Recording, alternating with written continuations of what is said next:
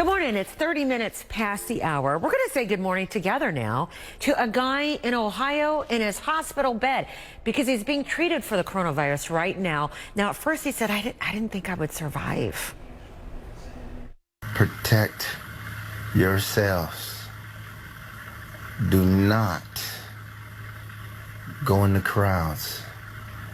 Do not shake hands. Stop hugging each other. Wash your hands continually. They don't know how I got it. No one in my circle has been sick or exposed. Kevin Harris is joining us now. Good morning from, I think, St. Joseph in Warren, Ohio. And Kevin, at least you have the breathing apparatus out of your nose. How you doing? Oh, I'm doing great. I just found out 2 days ago I'm gonna live. I'm actually excited. We're excited too. Was it that bad? Were you touch and go? Oh, no, it wasn't touch and go. It was all go. It was bad. Did they tell you in what critical condition that it put you in that bad of a condition? Why don't you tell me about how you felt, Kevin? Well, actually, I run on an elliptical for an hour every day. And my diet is really strict. I don't drink. I don't smoke. I've never done drugs of any kind. I'm super healthy. Even my heartbeats per minute at rest are 40 beats per minute. Oh, wow. So I'm in pretty good shape. And the virus was like, oh, I'm going to fix you. You think you're healthy? Let me show you what I can do to healthy people. And it started turning my lungs to glass. That is such an incredible way to describe it. Go ahead. Go ahead. The more I rest, the sicker I got. And it's really weird because it lets you feel better when you lay down, when you breathe slow. But the whole time, your lungs and your body is defeating the whole purpose. You start to turn to glass and it crystallizes and more of your lung capacity is taken away from you.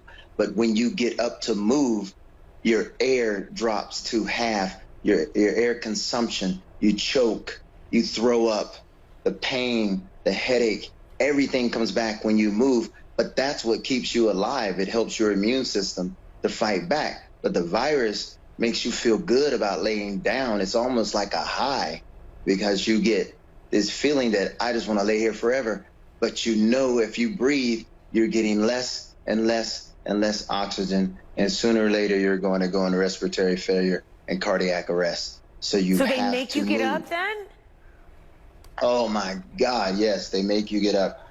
And when they make you get up, you throw up, you cry like a little baby. And I can remember the first time it happened. After I threw up, I could breathe. So the next time around, I tell the nurses, no matter how much I beg, do not lay me back down. Make me go through it. It takes about 20 minutes to go through one of those episodes. But once you get to the other side of it, you can breathe a little bit better. I mean, it's the weirdest thing. You think you're going to die during one of those episodes. You know you're going to die, but then you don't. When just the opposite, when you lay in the bed, the fever goes away, the headache goes away, the body pains go away. You feel this relief come over your whole body, and it's killing you. Wow. Kevin, I have never heard anybody explain these episodes as well as you just did. Now I can see why there's such panic and alarm about ventilators and why people need ventilators and they're afraid they don't have enough in the hospital system in the United States. Did you have to be on one? No, they did everything they could to keep me off a ventilator. And that's, another one of those misconceptions. I know they're only trying to help and keep people from panicking. But if you don't breathe on your own and your immune system does not kick in, you are going to die. Kevin, I think that your words can be a big wake-up call for a lot of people who might be gallivanting around on a beach or, out saying, oh, I'm young. You got some advice, I bet? Well, I'll tell you this. I didn't know I had the coronavirus. I thought I had the flu. Even when I came in the hospital, every doctor in this hospital said, you don't have the symptoms. It's not that bad. It doesn't go this way. It doesn't go that way. You have some very, very bad pneumonia. Until 3 days later when the test came back and they're all sitting there with their mouths open like, we don't know what to do. When your doctor says to you, there's nothing we can do and you need to pray and beg God for mercy. I never heard a doctor do that before, but I heard that in this situation, and I thought, that's what I said. Are you actually saying this to me? And, it came down to one of those moments of truth where they can either lie to you or they can tell you the truth, because one day they got to see God too. And that's what it came down to. No one could tell me I was going to live.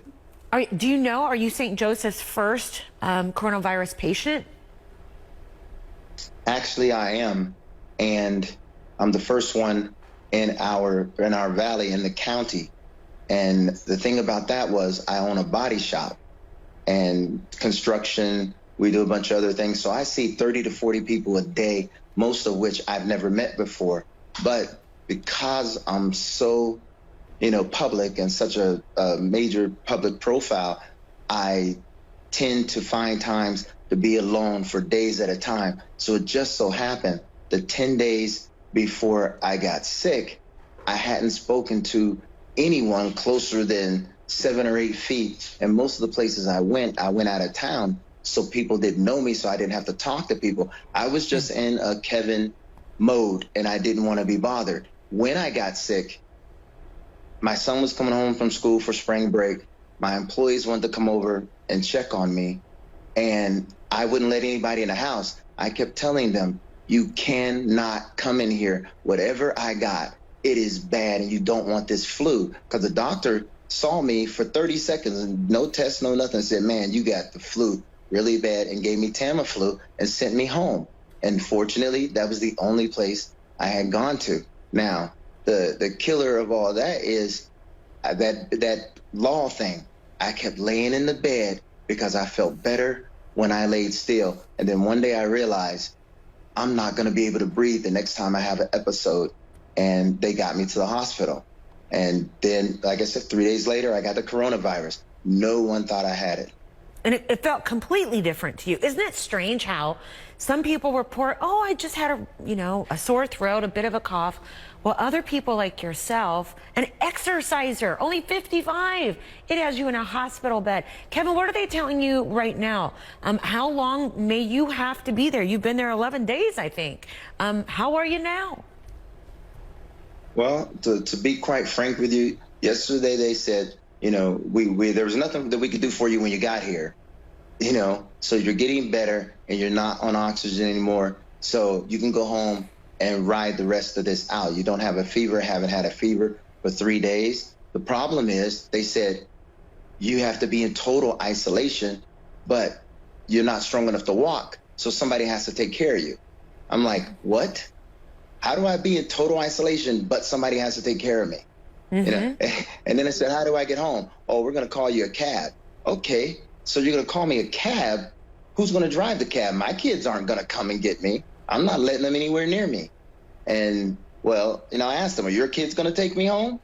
They looked at me like I was stupid. So now, we don't know what we're going to do. I do know that until I test negative, they're going to have to pull me out of here kicking and screaming and just throw me out of the hospital, because I was lucky and fortunate that I did not expose hundreds of people that I normally see during a week to this virus, simply because I wanted to be alone. So God had me in that mode where I just wanted to be alone for a while, but it saved my community. And now you want to throw me out there. I haven't had a negative test. I've actually had 5 tests. The first 3 came back bad. The 4th one came back, and then they did a 5th one 4 days ago. And when I asked for the results, they said, well, the CDC said we took it too soon, so we don't have any results, but we're going to send you home. And like I said, now they're trying to figure out, how do you send me home to total isolation, but I got to have somebody take care of me because I can't walk? That might be the first time that a complication like that has been illuminated for us, and that is, are you strong enough once you have this to go home? But you have to self-care as well as self-isolate, and that in itself for many people's conditions will be a contradiction. Kevin Harris. Exactly. And Kevin Harris, who's joining us right now from his hospital bed, I'm telling you, in Warren, Ohio. And he also wanted to point out, too, that he hasn't gone to exotic places. He went to Cleveland. That's as far as he got. And somehow it's come down with coronavirus. Hey, Kevin, how you passing the time? Robin, I am so sick. I do not care. Got it. I don't care if I sleep in the dark. I don't care if I be alone. You know, one thing is that the healthcare workers are those, I mean, you talk about heroes. They come in here with smiles. They have children. They've even got people in the community ostracizing them for taking care of me. And these people are risking their lives and the lives of their families, but the community is rejecting them because everybody's scared of the virus. I've never seen anything like it. And yet let's not do that, right? They are the heroes. Yeah, and they know what I've been through. Imagine, they don't want this, but they've had to listen to my story 100 times, how it takes me an hour to get to the bathroom. My bathroom is 50 feet away from my bedroom, and I'd have to go 10 or 15 feet and lay on the floor for 20 minutes to catch my breath and then continue to the bathroom. I mean, this is real. And this is one of the reasons why they don't want to send me home now, because they already know I went through 6 days where I crawled to the bathroom or I made a ham sandwich on the floor of my kitchen because I couldn't get up against the counter and the table to put Miracle Whip on my sandwich. I ate my sandwich on the floor with my employees standing outside the door begging me to let them in the house. And I told them, no, they can't come in here. This is bad, Robin. It's going to be really bad for a lot of people. Kevin Harris, we are all ears, and we're all hope for you, too, that you continue to get better. I'm going to ask our producers to keep in contact with you.